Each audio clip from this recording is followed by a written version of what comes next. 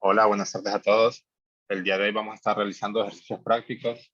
Esta es la clase número 3 de ejercicios prácticos de termodinámica y mecánica estadística 1. Vamos a hacer ejercicios relacionados con lo que se ha visto en la parte teórica hasta ahora.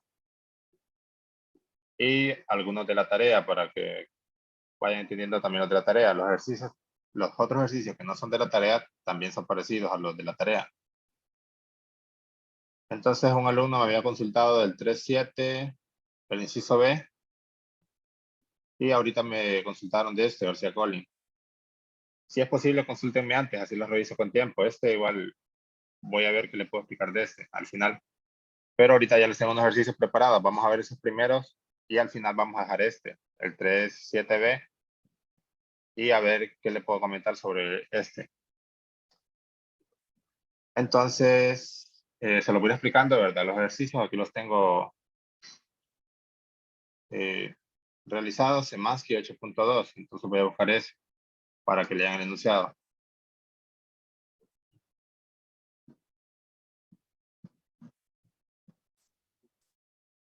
Este más que todo es teórico, está relacionado con la parte de entropía y un diagrama TS.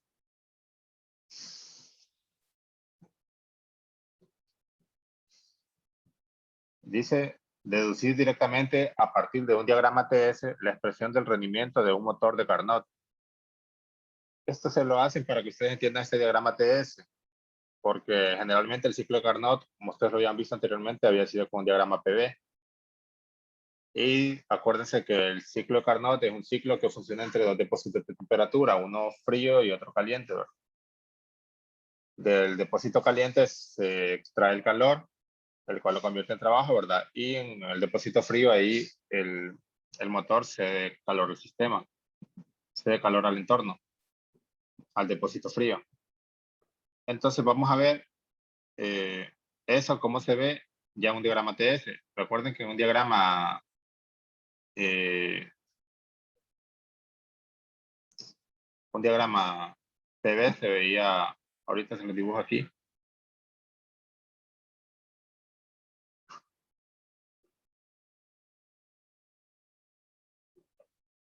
Creo que no me ha salido también este dibujo, pero aquí va una isoterma, acá como adiabático, después así, y después como que cerraba acá. Y el diagrama TS son bastante prácticos porque el calor es mucho más fácil de visualizar por la forma en la que queda. Entonces, si tenemos un diagrama TS, en el eje vertical va a ir la temperatura y en el eje horizontal la entropía. Entonces, en el eje vertical, como va la temperatura, las isotermas van a ser fáciles de ver de un ciclo Carnot porque van a ser dos líneas rectas. Y los otros dos procesos son adiabáticos. Entonces, recuerden esta ecuación de QR, que es de TDS. Entonces, si es un proceso adiabático, ¿qué pasa con el TQR? Es igual a cero porque no hay transferencia de calor. Si esto es igual a cero y se tiene cierta temperatura, o sea, si la temperatura es distinta de cero, el DS, el cambio de entropía, tiene que ser cero. Entonces, si el cambio de entropía tiene que ser cero, significa que la entropía es constante. Entonces, esas adiabáticas en un diagrama TS se verían como líneas rectas, o sea, procesos isoentrópicos. Entonces, estos procesos adiabáticos reversibles se ven de esta manera, como líneas verticales, y los procesos isotérmicos como líneas horizontales.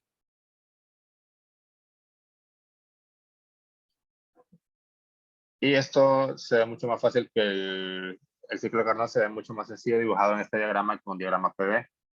El diagrama PV, como se está representando presión y volumen, los cuales no son constantes, sino que lo que es que la temperatura es constante en un proceso y en el otro, que el calor es cero, que el calor de todo el proceso es cero, porque es adiabático. Entonces, como no se está representando ni la temperatura ni el calor en ese diagrama PV, por eso queda de esa manera, pero en este T y S son constantes, entonces por eso queda de esta forma.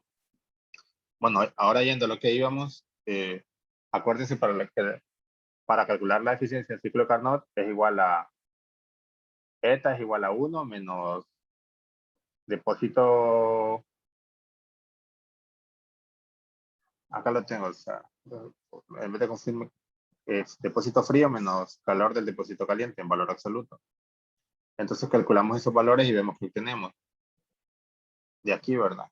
Igual vamos a llegar a la misma expresión que PV, pero lleguémoslo de esta manera. Entonces, el calor en el depósito caliente, aquí, ¿verdad? En esta temperatura caliente, abajo de aquí, nosotros podíamos calcular un calor con esta ecuación. Calor es la integral desde el proceso inicial hasta el final de TDS. Entonces, supongamos que inicia aquí en este punto de 1 a 2.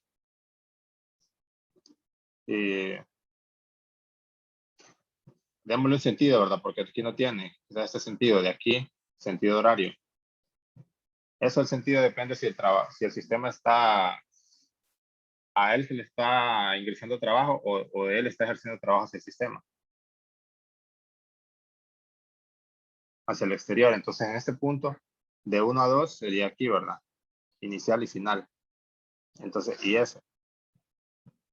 Entonces, como la T es una constante, no depende de la entropía de este punto, simplemente es, al integral sería ds, entonces queda T por S, evaluado en los puntos inicial y final, entonces depósito caliente por S2 menos S1. En el otro aquí no me fijé en esto, pero al final se van a dar cuenta que da igual. Aquí debería ser como inicia aquí acá, sería en el calor de la parte caliente sería el área abajo de aquí, ¿verdad? De esta otra línea horizontal. Esta parte de aquí sería el calor del depósito caliente. Esta área que queda acá abajo.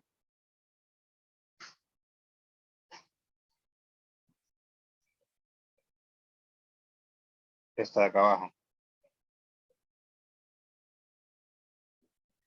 Entonces, si tenemos esa área, ese sería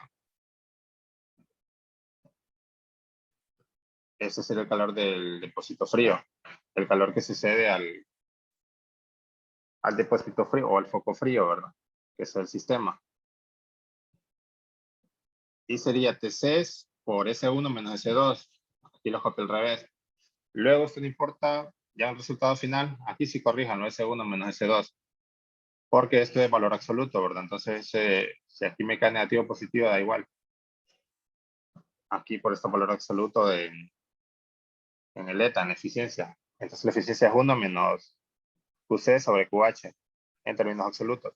Sustituyo estos valores y si se fijan, el S2 con el S1 se cancelan. Y me queda simplemente TC sobre TH, que es lo que ya nosotros conocíamos. Entonces, a través del diagrama podemos deducir esto.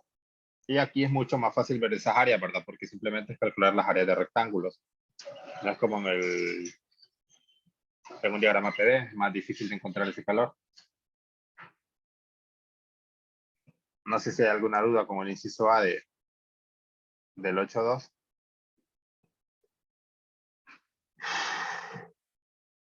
Entonces ahora hagamos el inciso B, que dice comparar los rendimientos de los ciclos A y B de la figura P8.2.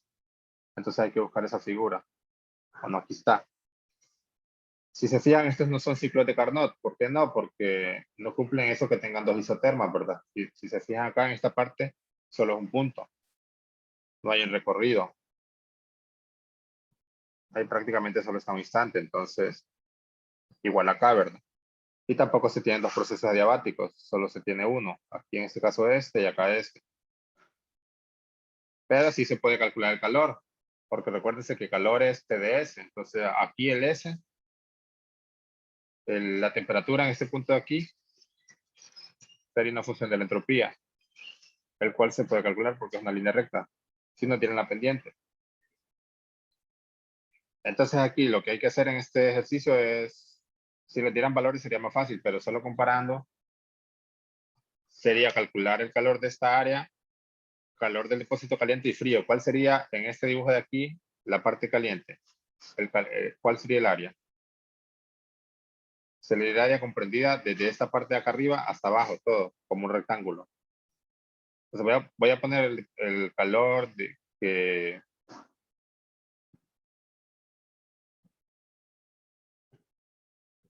voy a dibujar eso, el calor del depósito caliente. Sería como un rectángulo.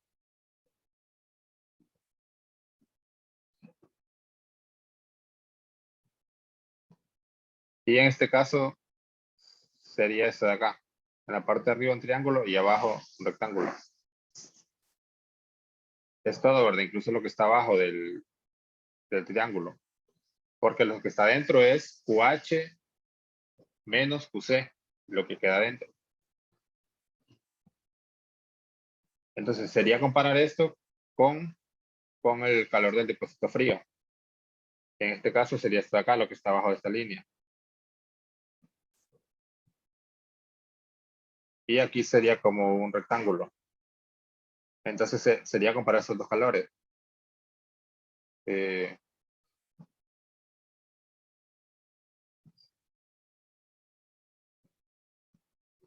QH sobre QC.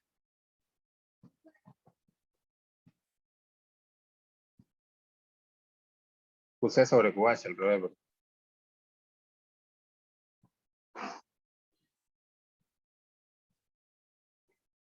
Esto solo es para que se hagan la visualización, ¿verdad? Porque no nos dan valores, no los podemos decir, por ejemplo, 25%, el otro 33%.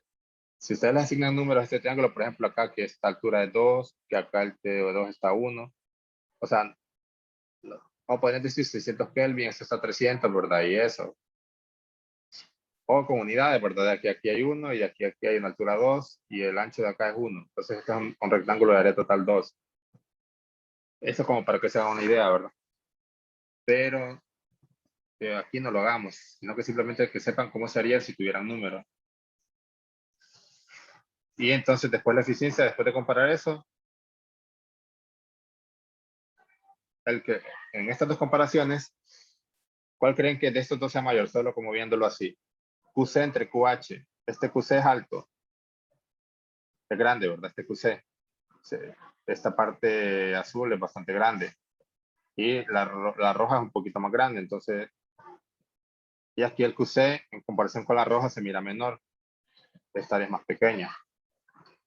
Entonces, si esta relación QC entre QH es menor, significa que esto, como después esto se le resta ese número, es mayor. Entonces, aquí falta el valor absoluto, ¿verdad? Entonces aquí, como esta relación es menor de QC entre QH, perdón, aquí se mira que sí que esta relación es menor porque este aquí es más pequeño. Entonces al final la eficiencia de este va a ser mayor. ¿Por qué? Porque después la eficiencia es 1 menos el QC entre QH. Ya con valores numéricos sí podrían hacer una comparación más cuantitativa. Aquí solo quizás cualitativa. No sé si tienen alguna duda con este ejercicio 8.2. Dice que no entendí nada, Jorge. Es que no sé si es que está diciéndonos que el triángulo, en el primer ejemplo, digamos, si nos quiere decir que es que UC es el área de A o es el área de abajo. No. El área de A, miren. Después la eficiencia ustedes lo pueden comparar, solo miramos ahorita el calor.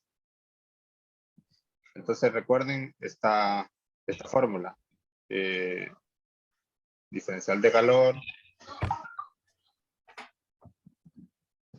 que es una diferencial inexacta porque depende del camino, ¿verdad? Es igual a T de S.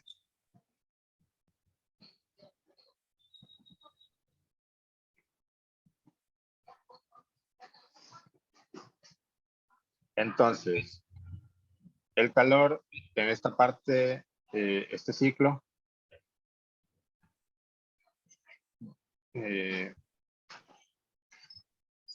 este no es un ciclo de Carnot, sino que es otro tipo de ciclo, ¿verdad? Como un triángulo que dibujaron aquí. Entonces, ese calor TDS, ¿en qué dos puntos usted podría calcular TDS? Aquí, por ejemplo, no, ¿verdad? Porque el DS es 0. Entonces, usted lo puede calcular acá arriba, o sea, abajo de esta línea de aquí sería 1. Este sería el calor abajo de esta línea, el área comprendida abajo de esta línea, aquí hay un TDS, ¿verdad? O sea que hay una transferencia de calor en esta parte, que es QH.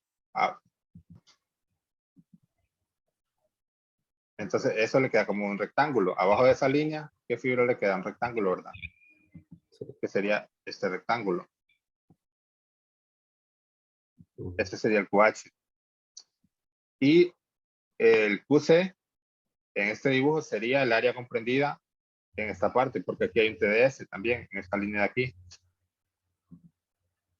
En esa línea, ahí está el QC de este ciclo, que es igual al T por el DS correspondiente.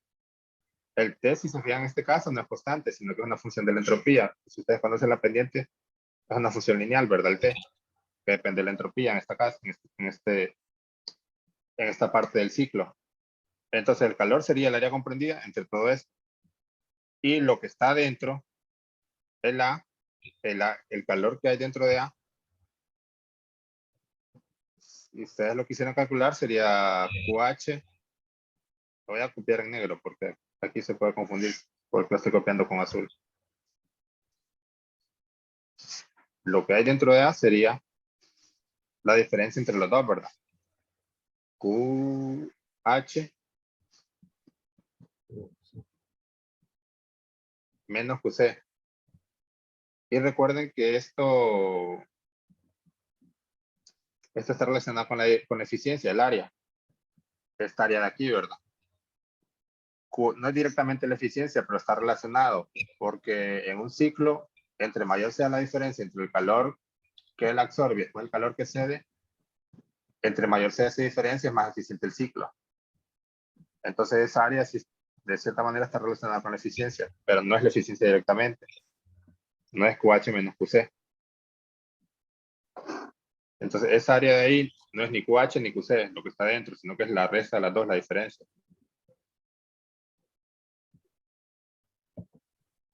¿Le queda más claro ahora? Sí, más claro. Sí, quizás sí bajarlo todo, mancharlo todo, podría ser más confuso. Entonces ahí ya vimos cuál es el área que hay que considerar para calcular el QH y el área que hay que calcular para calcular el QC. H de hot, ¿verdad? Y C de cold. Entonces, bueno, vamos al siguiente ejercicio.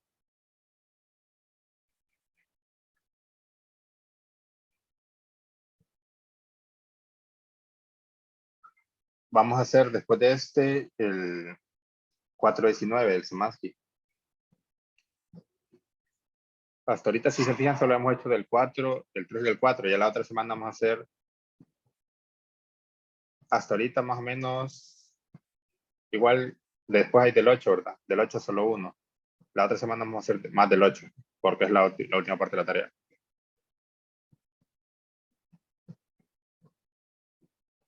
Entonces, el 417 les dije. Fíjate que estaba viendo que la tarea incluye el capítulo 8 ahorita para el 12, dice, para el sábado. Esta tarea es para el sábado. Sí, es que, bueno, sí dijo el licenciado, para el sábado, pero como usted no hemos visto del 8, ahorita estamos viendo. Le voy a decir que se la cambie para el martes, porque para el miércoles, porque para el lunes de la otra semana será alguno y que terminen las dudas, ¿verdad? Porque sí, tiene razón, no hemos visto, no hemos hecho el capítulo 8, solo hemos hecho uno. Que bueno que hicimos ahorita. Yo le voy a comentar a él a ver qué me dice. Entonces, les dije ahorita que el 417. Dice, no, era otro. El que les había dicho es el 419. Sí. Sí, tal vez mañana podríamos ver los ejercicios si usted tuviera tiempo. Fíjense que mañana no puedo porque voy de viaje. Ahí les voy a comentar al final como qué días nos vamos a reunir la otra semana. Si pudiera, sí, con gusto los atendiera, pero tengo viaje, entonces no sé si a esa hora voy a estar disponible. Dice, en el caso de un gas paramagnético, deducir la ecuación diferencial de calor igual a, bueno, esto que tienen aquí. Si lo leo, vamos a tardar como 2 minutos, todo eso. Mejor hagámoslo directamente. Después de deducir esa ecuación, deducir estas expresiones. Acuérdense que para decir estas expresiones, ¿qué era? La definición de calor específico es cuánto calor absorbe un material cuando cambia entre ciertos intervalos de temperatura. Entonces simplemente sería de Q sobre delta T. Y ya va a depender a qué valores constantes, si a B constante, si a P constante, si a M constante, si a H constante. o incluso a dos valores constantes, como en este caso. Entonces empecemos con el inciso A.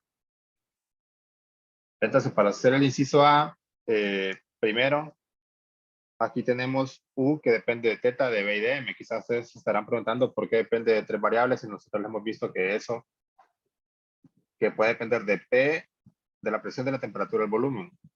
Pero solo dos de ellas, ¿verdad? Porque presión, volumen y temperatura, entre ellas también hay una relación con la ecuación de estado. Entonces, en realidad depende de dos variables.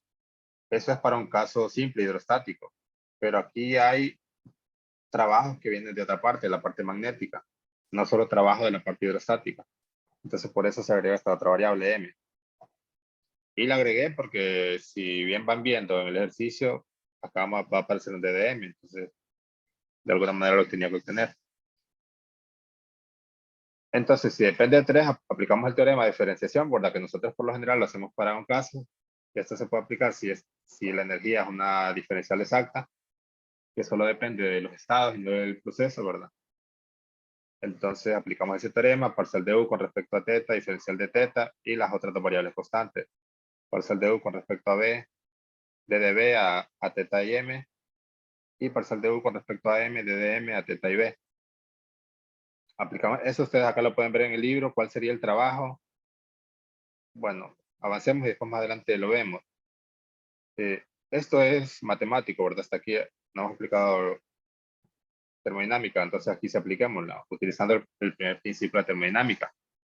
¿Qué diferencial de U es d de Q más de W del trabajo? Que estos son dos diferenciales inexactos. Entonces, este W, por lo general, nosotros tenemos que es menos P de B, en el caso hidrostático, pero si hay otros trabajos como magnéticos, ¿verdad? O dieléctricos, aparecen otros términos. Y eso por acá en el libro les dicen, acá arriba hay una tablita, ¿verdad? ¿Cuáles son esos otros trabajos que pueden aparecer? Incluso hay una deducción de cómo se les agregan, porque es válido agregarlo simplemente sumándolo. Ustedes lo pueden revisar con más tiempo.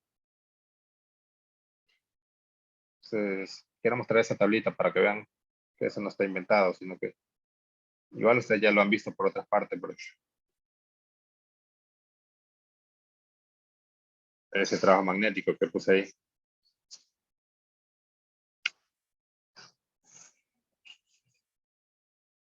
Y aquí está, aquí no estaban tomando en cuenta un hidrostático, sino que supongo que el DDB era cero, a volumen constante, porque aquí no copiaron. Entonces, este DQ sí aparece, entonces lo que hay que sumar en otros casos es estos términos de aquí. Mu sub 0, H de dm.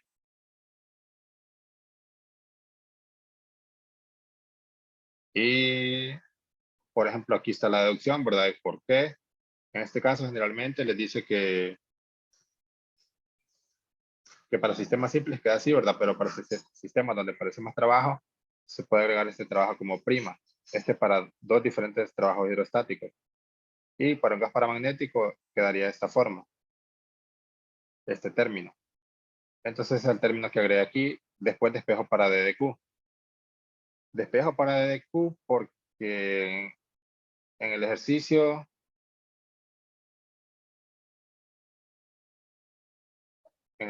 acá está DDQ, ¿verdad? Al final, despejado. Entonces despejo para DDQ, ¿y qué es lo que hay que hacer ahora? Sustituir el DDU, que ya lo encontré, que lo tengo acá arriba. Y asociar, ¿verdad? Los que tienen diferencial de teta, diferencial de B y diferencial de M. Agruparlos por factor común. Entonces, el diferencial de teta solo es el primer término, entonces dejo este solo. Acá. Diferencial de B, aquí me apareció la P y lo que tenía acá, este término. Entonces copio esto más P, diferencial de B, que es lo que tengo en este corchete. Y aquí, este signo es menos. Si se fijan aquí, el menos está marcado más fuerte porque me equivoqué y había copiado más, pero después me dije que es menos. Porque al despejar el DDQ acá, y bueno, todo esto hay que pasarlo al otro lado, entonces menos, este menos PDB queda positivo y este positivo queda negativo. Entonces esto tiene DDM y este de acá también, entonces se junta este término con el menos mu sub 0h y me queda lo que está en este corchete. Que este es básicamente lo que me pedían que la ecuación que querían que dedujera, que es esta. Entonces después para estas expresiones, CBM, CBH, CPM y CPH, Simplemente digo, por ejemplo, voy a hacer las primeras dos. Por ejemplo, la primera es CBM, a volumen y magnetización constante. Entonces, CBM, si B y M son constantes y derivando con respecto a teta, entonces acá me queda DDQ sobre D de teta a B y M constantes, que esta es la definición de calor específico, volumen y magnetización constante. Y al otro lado, si el B se hace constante, todo esto es igual a cero, ¿verdad? Si B es constante, D de B es cero. Y si M es constante, D de M es cero. Entonces, estos dos términos son cero. Solo me queda el primero. D de U con respecto a teta, B y M. Entonces, aquí está ya lo deduje el primero. Y ahora el segundo, que era a B y H constante. Y derivando con respecto a teta. Entonces, derivando con respecto a teta me refiero a esta ecuación de acá.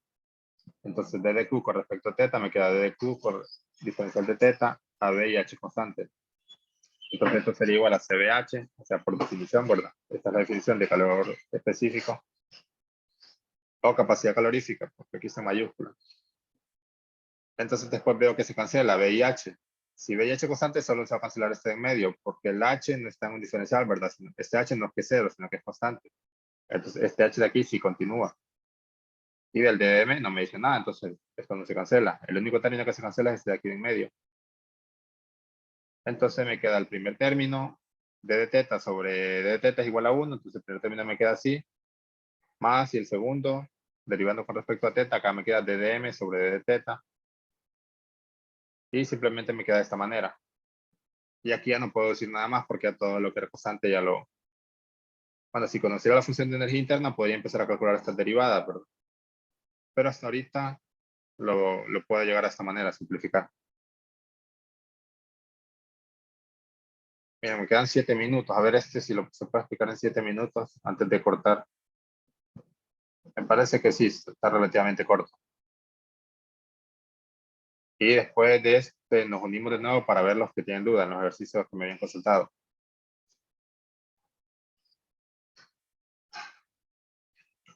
Entonces miramos el 417.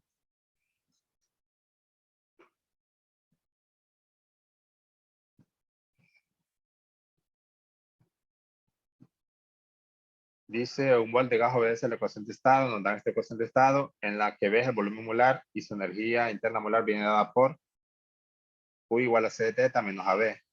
Siendo AB y C y R constantes, bueno, en resumen, con esta ecuación de estado y con esta energía interna, calcular las capacidades caloríficas molares CB y CP. Entonces, por definición, CB es diferencial de calor con respecto a la temperatura, B constante, y CP, diferencial de calor con respecto a temperatura, presión constante. Y esto de acá lo podríamos demostrar como se demostró el anterior. Incluso es más simple, como se demostró esta ecuación de aquí, de esta manera, ¿verdad? Y con una diferencial exacta. Incluso en el libro ya está hecho, porque es como un sistema hidrostático. Entonces tenemos esto, ¿verdad? Después derivamos con respecto a teta, nos queda esto. Y en el primer caso, para calcular el CB, entonces sería a volumen constante. Entonces el diferencial de B es cero. Entonces todo este término acá se hace cero. Entonces el diferencial de calor con respecto a la temperatura es igual a la parcial de la energía interna con respecto a la temperatura, a volumen constante. Como la energía interna la conocemos, que es esto, entonces la diferencial con respecto a la temperatura a volumen constante, si esto es una constante, simplemente sería C. Porque C por teta, ¿verdad? Que teta es la temperatura. Entonces, parcial con respecto a teta, simplemente C. Entonces, en este caso, el CB es igual a C. Este C no es capacidad calorífica, sino que ahí nos dicen que es una constante. Está A, B, C y R, constante. Entonces, CB es igual a la constante C. Y si P es constante, sería a partir de esta ecuación, a P constante. Si se fijan, aquí no hay ningún DDP. Entonces, esto es un poquito más difícil porque hay que calcular todas estas derivadas porque no se cancela nada. Esta primera derivada ya la conocemos, que es C. Y ahora hay que ver estas otras, diferencial de la energía interna con respecto al volumen. Entonces, diferencial de la energía interna con respecto al volumen sería menos A sobre B a la menos 1. Del B a la menos 1 me sale un menos 1 multiplicando, por menos me queda positivo y me queda A sobre B al cuadrado. Entonces, esta derivada derivando la energía interna con respecto al volumen a teta constante, me queda A sobre B al cuadrado, positiva, más la presión, que es una constante en este caso, por la parcial del volumen con respecto a la temperatura. Entonces, si se fijan, esta no se calcula con la energía interna, sino esta con la ecuación de estado de este ejercicio. Y la ecuación de estado nos la dan acá arriba. Entonces, es la derivada del volumen con respecto a la temperatura a presión constante. Si se fijan, no es tan fácil de calcular porque no es como tan fácil despejar el volumen en función de la temperatura, porque por un lado tenemos el volumen acá y otro acá. Entonces, en estos casos lo que vamos a hacer es derivar implícitamente. Derivamos ambos lados, ¿verdad? Con respecto a teta. Y después despejamos el d de b con respecto a teta, que es el que nos interesa. Parcial de b con respecto a teta. Entonces, esto lo hice acá abajo. Aquí me sale un poco borroso. Entonces, este es un más. P más A sobre el cuadrado, P menos B igual a R teta. Entonces, aquí para ser más fácil la derivada, multipliqué esto por esto, este término por este y este término por este. Entonces, me queda P por B, acá el signo negativo, menos P por B, cuando este es V. Después este término por este, A sobre B al cuadrado por B.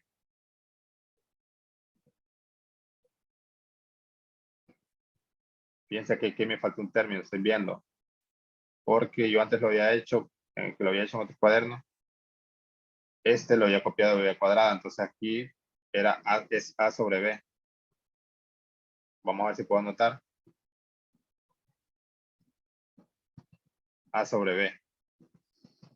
Menos AB sobre B cuadrado igual a R teta. Entonces después me queda, ahora sí, derivando, ya que hice esas multiplicaciones. Lo voy a dejar hasta acá.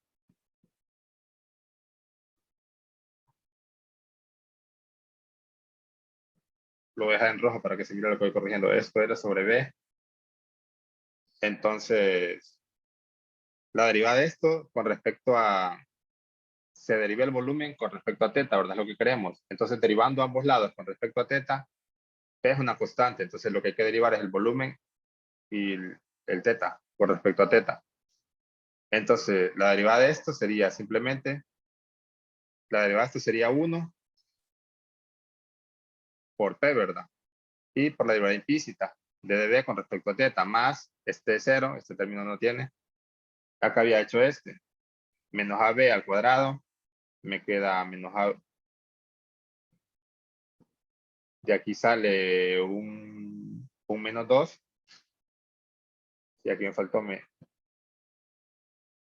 bueno, positivo, porque menos 2 después multiplicado por este menos de acá me queda positivo. Menos 2AB sobre B al cubo, de dB de teta. Y me falta el término este, que no lo copié. Más A sobre B. Entonces la integral de esto sería menos A sobre B cuadrado por d de B sobre d de teta. Entonces aquí solo voy a copiar el paréntesis. Igual a R por d de teta sobre d de teta. Ambos lados los derivamos con respecto a teta. Después acá me queda solo R al lado derecho. Y acá me queda P más AB sobre B al cubo. Bueno, aquí van 2. Y aquí me falta menos AB al cuadrado. Entonces, eso simplemente habría que agregarlo acá. Después, de factor común, todos tienen d de B sobre d de teta. Entonces acá faltaría este término. Y acá cierro el paréntesis. Todo esto va abajo, ¿verdad? De esto. Ya cuando lo despejo. Si quieren, conectemos de nuevo porque ya se va a cerrar. Y simplemente sería sustituir esa respuesta acá abajo. Acá faltaría menos A sobre B al cuadrado. Entonces, ahorita mismo continuemos porque faltan las dudas que ustedes tienen y quiero darles una información sobre la otra semana. Está bien.